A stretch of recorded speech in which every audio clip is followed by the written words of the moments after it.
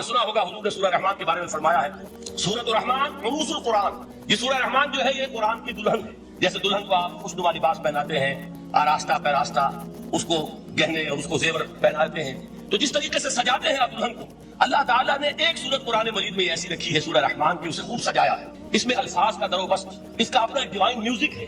وہ تو اللہ تعالیٰ قرآن جو ہے خاص طور پر مصر کے قرآن، اللہ تعالیٰ ان پر رحمت نازل فرمائے، ان کی خطاؤں سے درگزر کرے۔ جس طرح قرآن کے انٹرنسک میوزک کو انہوں نے واضح کیا ہے، واقعہ یہ ہے کہ اگر یہ لوگ نہ ہوتے، شیخ عبد الباسط محمد عبدالصمد، شیخ محمود خلیل الحسن، یہ لوگ جنہوں نے قرآن کے اس غنا میوزک، یہ لفظ جو ہے آپ حیران نہ ہو کہ میں یہ کچھ توہین کر رہا ہوں قرآن کی، حضور نے یہ لفظ استعمال کیا، تغنو، اس قرآن کو اچھی سے اچھی خوشلحانی کے ساتھ پڑھو، من لم یتغن بالقرآن فلیس منا، جو قرآن کو بہتر سے بہتر انداز میں، اچھی سے اچھی آواز میں، خوشلحانی کے ساتھ پڑھنے کی کوشش نہیں کرتا، وہ ہم میں سے نہیں۔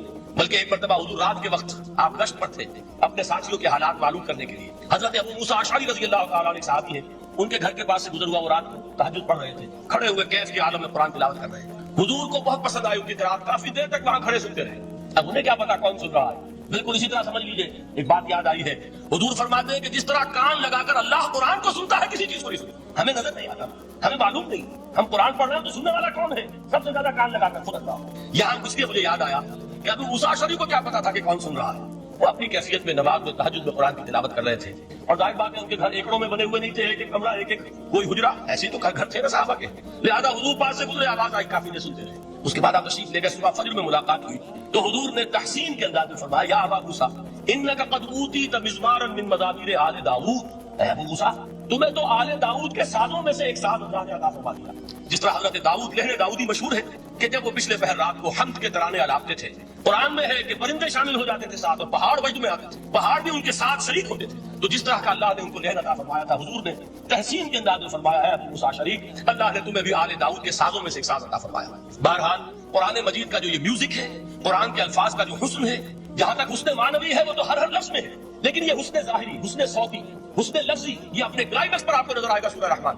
لیکن قرآن میں یہ سورت اس اعتبار سے بھی ممتاز ہے، اس کی 4 آیات پر ذرا توجہ کریں گے، عجیب حقائق سامنے آئیں گے۔ جہاں یہ قرآن مجید کے حسن صوت اور حسن لفظی کی معراج ہے، وہیں اس کی پہلی 4 آیات میں 4 چوٹی کی چیزوں کا ذکر ہے، سب سے اونچی چیز ہے۔ پہلی آیت کیا ہے؟ الرحمن، ایک آیت ہو گئی، رحمان کیا ہے؟ اللہ کا نام ہے۔ کبھی آپ نے غور کیا اللہ کے ناموں میں سب سے پیارا نام کون سا ہوگا؟ رحمان۔ کیوں؟ اس کا مادہ کیا ہے؟ رحمت۔ ہمیں سب سے بڑھ کر جس چیز کی ضرورت ہے وہ کیا ہے؟ رحمت خداوند۔ نام اچھی طرح سن لیجیے اس حضور کے قول کو، حضور فرماتے ہیں کوئی شخص جنت میں مجرد اپنے عمل کی بنیاد پر داخل نہیں ہو سکے گا جب تک کہ رحمت خداوندی دستگیری نہ کرے۔ کسی صحابی نے بڑی ہمت اور جرأت کا ثبوت دیا کہ پوچھ لیا کیا حضور آپ بھی؟ جب آپ نے فرمایا کوئی شخص داخل نہیں ہو سکتا جنت محض اپنے عمل کی بنیاد پر جب تک کہ رحمت خداوندی جو ہے وہ دستگیری نہ فرمائے۔ پوچھا گیا کیا آپ بھی؟ آپ نے فرمایا ہاں میں بھی۔ آپ انداز کیجئے کہ اگر محمد رسول اللہ بھی رحمت خداوندی کے ضرورت مند ہوں تو تابع دیگر چہ رسد ہماری تو سب سے بڑی ضرورت رحمت خداوندی۔ اب یہ رحمت جو ہے قرآن مجید میں اللہ تعالیٰ کی یہ شان 2 الفاظ کے ذریعے سے آتی ہے، رحیم اور رحمان، اور کوئی مادہ نہیں ہے جس سے 2 نام بنتے ہوں اللہ، لیکن یہ مادہ ہے واحد رحمت کا کہ جس سے رحمان بھی ہے رحیم بھی ہے۔ رحیم صفت مشبہ ہے، رحمت دائم ہو جائے گی، مستقل ہوگی تو رحیم کہیں گے، اور رحمان اس میں رحمت کی ہے وہ شان ہے کہ جیسے ٹھاٹھے مارتا ہوا سمندر ہو، ہیجان کی کیفیت، طوفانی کیفیت، رحمت خداوندی کا طوفانی جوش، وہ ہے رحمان۔ آپ تو رہتے اس علاقے میں ہیں، آپ کو معلوم ہے عرب اگر بھوکا مرا جا رہا ہو تو کیا کہے گا؟ انا جوعان، پیاسا مرا جا رہا ہو انا عطشان، بہت غضبناک ہوگا غضبان، غضبان آصفہ قرآن میں آیا، بہت غضبناک۔ رحمان جس کی رحمت جو ہے جوش میں ٹھاٹھے مارتے ہوئے سمندر کے مارے، تو یہ اللہ تعالیٰ کے ناموں میں سب سے پیارا نام۔ اب آگے چلیے، الرحمن علم القرآن، رحمان نے قرآن سکھایا۔ رحمت خداوندی کا سب سے بڑا مظہر، رحمان کی رحمانیت کا سب سے بڑا مظہر قرآن ہے۔ ان میں جو منطقی ربط ہے اس کو سمجھتے جائیے۔ اچھا آپ یہ سوچئے جو علم بھی انسان کو حاصل ہوا وہ کس نے دیا؟ اللہ نے۔ سائنس کا علم کس نے دیا؟ اللہ نے۔ علم آدم الاسماء کلھا، وہ علم الاسماء جو حضرت آدم کو دے دیا گیا تھا ازل میں، یہ اسی کا ظہور ہے، یہ اسی کی ایکسفولیشن ہے جو ہو رہی ہے، ہوتی رہے گی ابھی۔ اور دوسرے علم ہے وہ کس نے دیا؟ اللہ۔ لا یحیطون بشیء من علمہ الا بما شاء، مخلوق میں سے کوئی اللہ کے علم میں سے کسی شے کا احاطہ نہیں کر سکتا مگر وہ جتنا اللہ دینا چاہے۔ لیکن یہ کہ تمام علوم میں چوٹی کا علم قرآن، نوٹ کرتے جائیے، چوٹی کی چیزیں جمع کی۔ اللہ کے ناموں میں چوٹی کا نام رحمان، اللہ نے جو کچھ انسان کو سکھایا اس میں چوٹی کا علم قرآن۔ خلق الانسان، انسان کو پیدا فرمایا۔ سوال یہ کہ حیوانات کو کس نے پیدا فرمایا؟ آسمان کس نے پیدا کی؟ زمین کس نے پیدا کی؟ فرشتے کس نے پیدا کی؟ کیا مطلب خلق الانسان؟ اس کی تمام مخلوقات میں اس کا کلائمیکس، اس کی تخلیق کی معراج، اس کے تخلیق کا نقطہ عروج انسان ہے۔ یہ ہے کہ جو مسجود ملائک بنا ہے، وَلَقَدْ كَرَّمْنَا بَنِي آدَمَ وَحَمَلْنَاهُمْ فِي الْبَرِّ وَالْبَحْرِ وَرَزَقْنَاهُم مِّنَ الطَّيِّبَاتِ وَفَضَّلْنَاهُمْ عَلَىٰ كَثِيرٍ مِّمَّنْ خَلَقْنَا تَفْضِيلًا. تو تخلیق میں سب سے اونچی تخلیق انسان، علموں میں سب سے اونچا علم قرآن کا، اللہ کے ناموں میں سب سے اونچا نام رحمان. تقاضے پورے کرو. تقاضے کیا ہے؟ ایمان ہے تو عمل درست ہونا چاہیے، ایمان ہے تو جہاد ہونا چاہیے، ایمان ہے تو جان اور مال کھپانی چاہیے. تو جو ایمان دوسرے لوگ جس طرح لائے ہیں، حمزہ بھی تو ایمان لائے ہیں، آخر ان کا راستہ تمہیں نظر نہیں آ رہا؟ ابو بکر ایمان لائے ہیں، ان کی طرح ایمان لاؤ. تو انہوں نے کیا کہا؟ انؤمن کما آمن السفہاء. کیا اس طرح ایمان لائے جیسے یہ بے وقوف لائے؟ سفیہ کا لفظ تو سبھی جانتے ہیں. یہ سفہاء کسے کہہ رہے ہیں؟ آپ نے پڑھا تو بہت مرتبہ ہوگا ان آیات کو. کبھی سوچا کس کو کہہ رہے ہیں؟ وہ ابو بکر کو کہہ رہے ہیں، وہ حمزہ کو کہہ رہے ہیں، وہ عمر کو کہہ رہے ہیں. ان کی تو مت ماری گئی. غرہ ہؤلاء دینہم. انہیں تو کوئی ہوش ہی نہیں. 2 مرتبہ حضرت ابو بکر نے وہ کام کیا ہے کہ ہر ورلڈلی وائڈ انسان یہ کہے گا کہ حماقت کی ہے جس کے سامنے دنیا ہے. جب ہجرت کے لیے حضور تشریف لے جا رہے تھے 40,000 درہم کا سرمایہ تھا، جبکہ حضرت ابو بکر ایمان لائے. مکے کے چوٹی کے تاجروں میں سے تھے جو ملک التجار کہلاتے. لیکن اب وہ روپیہ کہاں خرچ ہوا؟ بلال کو خریدا، روپیہ لے کے خریدا یا ویسے خرید لیا؟ ادا کر دیا. ابو فقی کو خریدا، ادا کر دیا. 6 ہیں غلام اور کنیزے محمد رسول اللہ پر ایمان لانے والے جن کو ابو بکر نے اپنے پیسے سے خریدا اور ادا کیا. یہ روپیہ تو پگھل رہا تھا، جو تھوڑی بہت پونجی رہ گئی ہے. تو جب حضرت حضور ہجرت کے لیے تشریف لے جا رہے ہیں وہ ساری پونجی اپنے ساتھ لے گئے، گھر والوں کو چھوڑ کر گئے. بوڑھا باپ اندھا ابو قحافہ بعد میں وہ بھی ایمان لے آئے. اور یہ ابو بکر ہے کہ جن کی 3 نسلیں ایک وقت میں موجود تھی مسلمانوں کی. ابو قحافہ مومن، ابو بکر مومن، اور ابو بکر کی اولاد میں عائشہ، اسماء اور ابو بکر اور عبد الرحمن بن ابی بکر. یہ کون ہے؟ تو 3 نسلیں جس کی بیک وقت رہی ہیں ایمان میں وہ شاذ لوگ ہیں، ان میں ابو بکر. لیکن یہ کہ اس وقت تک ابو قحافہ ایمان میں لائے تھے، والد نابینا تھے. تو والد ہے، بیٹیاں ہیں حضرت عائشہ، حضرت اسماء رضی اللہ تعالیٰ عنہما، بیوی ہے. کچھ نہیں چھوڑ کے گئے ایک پیسہ. جب باپ کو معلوم ہوا بیٹا چلا گیا محمد کے ساتھ صلی اللہ علیہ وسلم، شخص غصے میں ہے، بیٹے تاب میں ہے. اب ہمارا کون والی وارث ہوگا؟ کون ہے ہماری خبر گیری کرنے والا؟ بیٹیوں سے پوتیوں سے اپنے پوچھتے کچھ چھوڑ کے نہیں گیا کہ نہیں؟ تو کہا ابا جان کیا کیا انہوں نے؟ کبھی پڑھے ہیں واقعات؟ کچھ کنکر روڑے لیے، ایک کپڑے میں پوٹلی بنائی اور اندھے دادا کا ہاتھ اوپر کروایا. دیکھیے دادا جان یہ چھوڑ گئے ہیں، یہ مال ہے، یہ سونے اور چاندی کے سکے ہیں. ابا جان ہمیں ایسے نہیں چھوڑ کر گئے. واقعہ کیا ہے کہ ایک پیسہ نہیں چھوڑا ابو بکر نے گھر والوں کے لیے. سب کچھ لے گئے کہ کیا پتا محمد کے ساتھ جا رہا ہوں، کس وقت کیا ضرورت پیش آ جائے سکتا. تو یہ تو عقل مندی کی بات ہے. اپنے غریبانوں میں جا کے آپ یہ عقل مندی کریں گے؟ کہیں چاہے نہ، یہ بات دوسری ہے. لیکن یہ کہ اس کو کون ہم میں سے عقل مندی کہے گا؟ اسی طریقے سے جب غزوہ تبوک کا وقت آیا، وہ واقعہ تو بہت مشہور ہے. حضرت عمر فرماتے ہیں کہ اس زمانے میں میرے پاس اتفاقاً پیسہ بہت تھا. میں نے یہ سوچا دل میں کہ اس مرحلے پر تو میں ابو بکر سے بازی لے جاؤں گا. مسابقت ان میں بھی تھی لیکن نیکی کی مسابقت، خیر کی مسابقت، انفاق فی سبیل اللہ کی مسابقت. تو میں نے سوچا کہ میں بازی لے جاؤں گا. میں نے کیا کیا؟ کل دولت جو تھی اس کے 2 حصے کیے.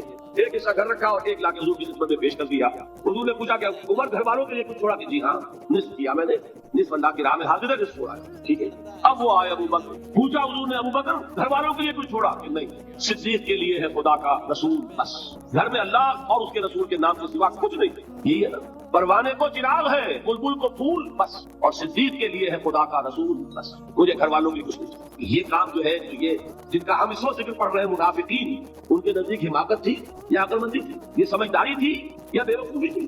وہ ہے جو بات کہہ رہے ہیں کہ جب ان سے کہا جاتا ہے ایمان لاؤ بھلے لوگوں کی طرح جیسے دوسرے لوگ ایمان لائے ہیں، تو کیا کہتے ہیں؟ انؤمن کما آمن السفہاء الا انہم هم السفہاء ولکن لا یعلمون.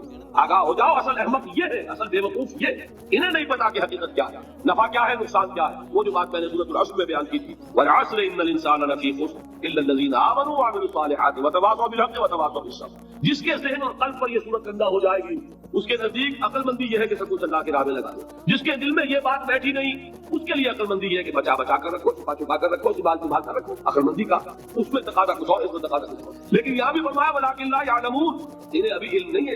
اس سے پہلی آیت میں بھی فرمایا ولکن لا یشعرون، انہیں شعور نہیں ہے.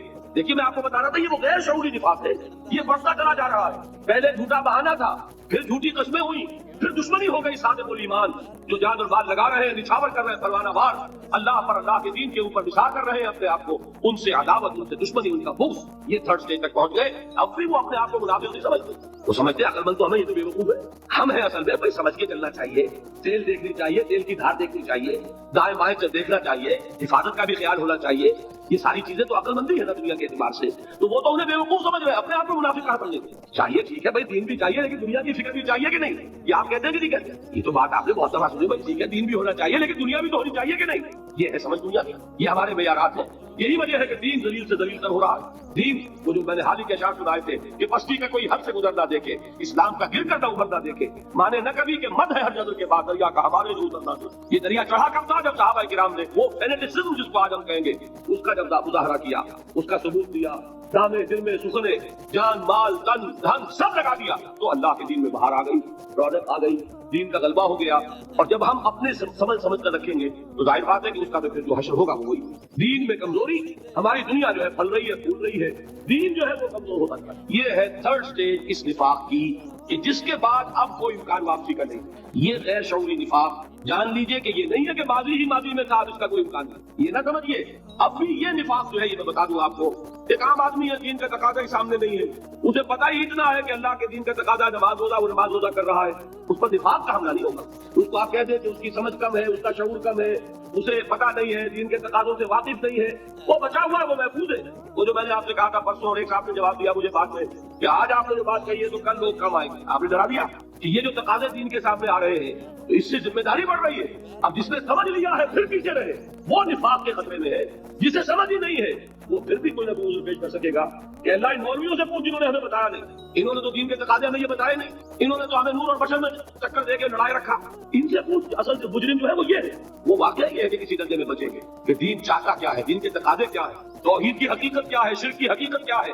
اس کی طرف اگر توجہ ہی نہیں دلائی جا رہی اور اس غریب کو پتہ ہی نہیں، اسے پتہ ہی صرف یہ ہے کہ کھڑے ہو کر سلام پڑھنے میں اتنا فائدہ ہوتا ہے وہ پڑھ رہا ہے، لہٰذا اس کا معاملہ آسان ہے بنسبت اس شخص کے کہ جس کے سمجھ میں آ گیا ہو، بات اس نے پانی ہو.